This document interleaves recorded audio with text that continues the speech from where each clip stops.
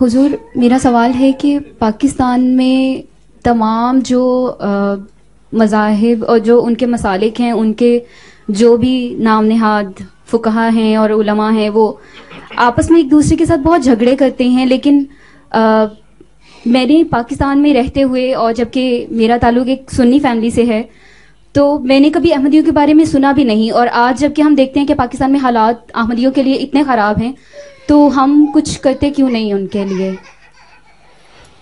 ایک پہلی بات تو یہ ہے، پاکستان میں مذاہب جس کا ریفرنس آپ دے رہی ہیں، مذاہب نہیں، وہ ایک ہی مذہب ہے، اسلام.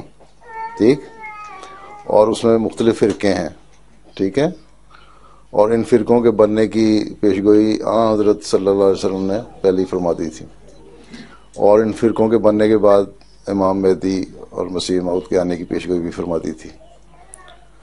تو وہ تو، اور اسی وجہ سے کہ کوئی فرقہ دوسرے فرقے سے اپنے اس لحاظ سے جو ان کا ہے مسلک کے لحاظ سے ایگری نہیں کرے گا، تو وہ تو آپس میں لڑتے رہے. لیکن جہاں آیا نام احمدیوں کا، وہاں سارے ایک ہو گئے، کیونکہ یہ ان کو گوارا نہیں تھا کہ کوئی ایک ہاتھ پہ کھڑا ہو جائے، باوجود اس کے کہ پیشگوئیاں تھیں. حضرت مسیح موعود علیہ السلام نے فرمایا کہ میرے آنے، جب میں نے دعویٰ کیا تو علماء اس کو کہا کرتے تھے کہ چاند اور سورج گرہن کے لگنے کی پیشگوئی ہے، وہ تو پوری نہیں ہوئی، یہ کہاں سے مہدی بن گیا. اور جب 1894 میں چاند گرہن لگ گیا اور سورج گرہن لگ گیا رمضان کے مہینے میں، تو پھر چپ کر کے نہیں یہ حدیث کمزور ہے. تو اس طرح کی باتیں تو شروع سے ہمیشہ کر رہے ہیں. سوال آپ کا یہ ہے کہ جو ہمارے خلاف یہ لوگ کرتے ہیں ہم کیوں نہیں کرتے.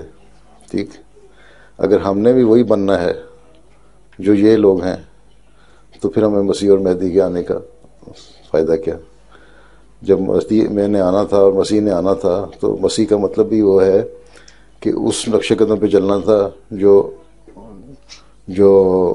موسوی مسیح کا نقش قدم تھا، یعنی نرمی سے، پیار سے، حکمت سے لوگوں کو سمجھانا اور بتانا، نہ کہ لڑائی اور جنگ کرنا.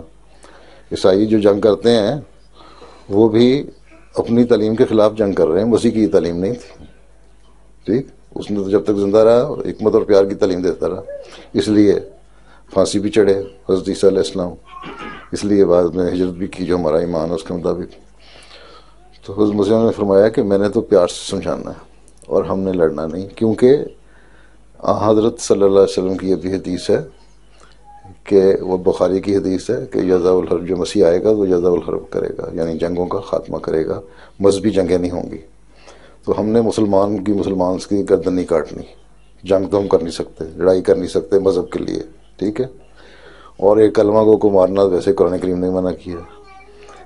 اس لیے ہم وہ اگر اسی طرح کریں جس طرح وہ کرتے ہیں تو پھر اس کا فائدہ کوئی نہیں. لیکن اس کے باوجود اللہ تعالیٰ ہمارے پیغام کو پہنچا رہا ہے، ہماری تبلیغ دنیا پہنچ رہی ہے. سویڈن میں ایک ممبر آف پارلیمنٹ نے مجھ سے سوال کیا کہ تم لوگوں پہ اتنا ظلم ہوتا ہے پاکستان میں، قتل کیے جا رہے ہیں، شہید کیے جا رہے ہیں، اور تمہارے لیے دانہ پانی بند کیا جا رہا ہے، بالکل ہی کارنر کر دیا تم لوگوں کو، اس کے باوجود تم لوگ کو ریٹیلیٹ نہیں کرتے، اس کا بدلہ نہیں لیتے.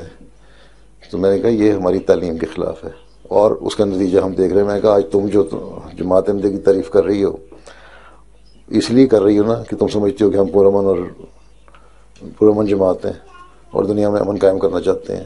تو یہی تعلیم ہے اسلام کی بنیادی تعلیم جس پر ہم عمل کر رہے ہیں، اور اسی تعلیم کا نتیجہ ہے کہ اللہ تعالیٰ ہر سال لاکھوں لوگوں کو احمدیت میں شامل کرتے ہیں. آپ کس لیے شامل ہوئیں؟ آپ کو کوئی تلوار دکھائی تھی شامل ہوئیں؟ ٹھیک، اس لیے شامل ہوئی نا کہ پرامن اور پیار کی تعلیم ہے.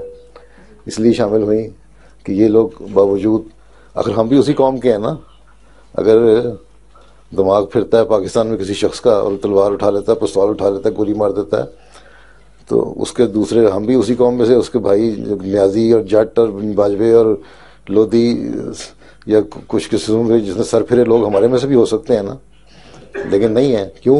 اس لیے کہ ہمیں حضرت مسیح علیہ السلام نے یہی تعلیم دی ہے. اگر مجھے ماننا ہے تو پھر اس تعلیم پہ چلو جس کی پیشگوئی حضرت صلی اللہ علیہ وسلم نے فرمائی تھی کہ مسیح کے آنے کے بعد جنگوں کا خاتمہ ہوگا، مذہبی جنگ کوئی نہیں ہوگی، پیار اور محبت سے انہیں مذہب پھیلانا ہے اور حکومت کے خلاف نہیں کرنا۔ اب ہمارے خلاف پاکستان میں جو کچھ ہو رہا ہے اس کو وہ حکومت کو سپانسرڈ ہے، ٹھیک ہے، قانون بنا ہوا ہے۔ اس لیے ہم نے مذہبی حد تک تو اپنے مذہب پہ قائم رہنا ہے، لیکن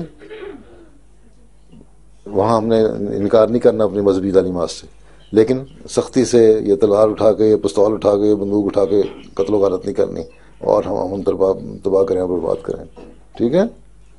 اس لیے ہم نے دعا کرنا ہے اور اس نے فرمایا کہ میری فتح دعاؤں سے ہی ہوگی، اور اب تک تو ہم یہی دیکھ رہے ہیں اللہ تعالیٰ کے فضل سے۔